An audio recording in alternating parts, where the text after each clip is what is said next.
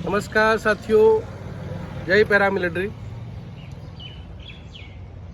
आज एक बहुत ही महत्वपूर्ण बात मैं बोलने जा रहा हूँ। उसमें अगर मैं कुछ गलत हूँ तो आप ज़रूर कमेंट बॉक्स में आपकी राय देना। सबकी राय से ही हम अपनी मंजिल तक पहुँच पाएंगे। सबसे पहला सवाल कि पैरामिलिट्री जो हमारे परिवार है उसको सेना की तरह सुविधा क्यों नहीं मिली, जबकि 1971 की लड़ाई हो, कारगिल लड़ाई हो, छोटी मोटी कोई भी लड़ाई हो, उसमें हमारे जवानों ने कहीं भी सेना, आर्मी, लश्कर से कम काम अपना योगदान नहीं दिया। फिर क्या कारण है जिसके कारण अभी तक सालों से हमें जो ये पैरामिलिट्री हमारे देश के राष्ट्र के जो जवान हैं उनको वो सुविधा नहीं मिल रही? तो मेरा पर्सनल राय है, चाहे वो बीएसएफ हो, सीआरपी हो, सीआईएसएफ हो, एसएसबी हो, आईटीबीपी हो, आसाम राइफल, जितने भी पैरामिलिट्री है, देश की सरहद आंतरिक सुरक्षा में बहुत बड़ा योगदान है, लड़ाई के टाइम पे भी योगदान है। लेकिन मेरा मानना है जो इसमें एक गेस्ट की तौर पर जो हमारे सबसे जिसका जन्म होता है, जो अधिकारी का जन्म होता है, एसी रैंक से जन्म होता है, हमारे जो इन पैरामिलिट्री में है वो एसी से अप टू मेरे हिसाब से आईजी तक भी पहुंचते हैं। कोई साहब हमारे कोई एडिशनल डीजी तक भी पहुंचते हैं, लेकिन कोई डीजी तक तो पहुंचता ही नहीं है। डायरेक्टर जनरल तो हमारा जिसका जन्म हुआ इस फोर्स के अंदर, वो बखूबी जानता है कि इसमें कमी क्या है, क्या तकलीफ है, क्या जवानों के साथ क्या हो रहा है, क्या नहीं, तो भली बातें जानते हैं वो अफसर हमारे। लेकिन जो मैं गेस्ट बोल रहा हूँ, गेस्ट के तौर पे चाहे बीएसएफ की बात करें तो जो आईजी साहब जो आते हैं वो आईपीएस आते हैं और 2-2.5 साल के लिए आते हैं, फिर चले जाते हैं।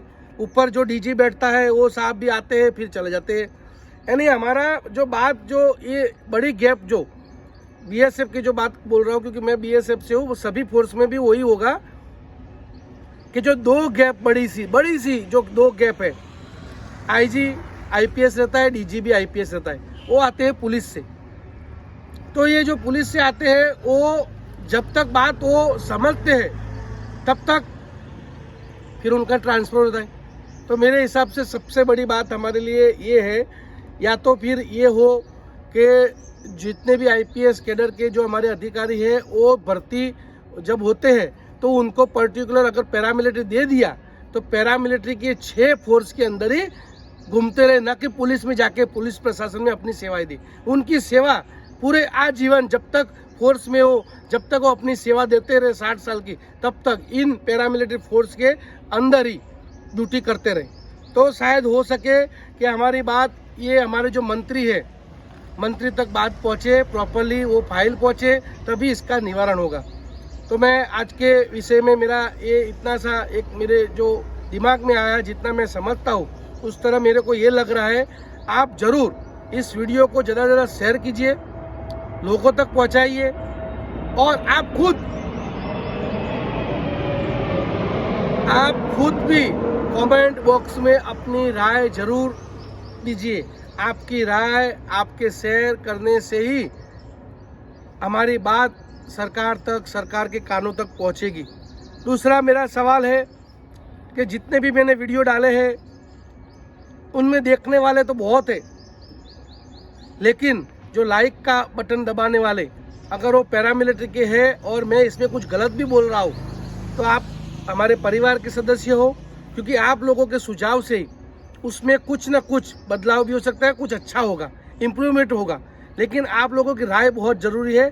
तो ये वीडियो बनाने से केवल उससे काम नहीं चलेगा, हमारी बात सरकार के कानों तक अगर पहुंचाना है तो जो भी ऑन सर्विस हमारे परिवार के जो सदस्य हैं, पैरामिलिट्री के रिटायर्ड परिवार से, मार्टियर परिवार है, जो भली बातें अपनी दुख तकलीफ जानते हैं, देखने से नहीं, इस युद्ध को, इस लड़ाई को, इस अभियान को अगर सफल बनाना है तो इसमें एक एक सदस्य का काम है।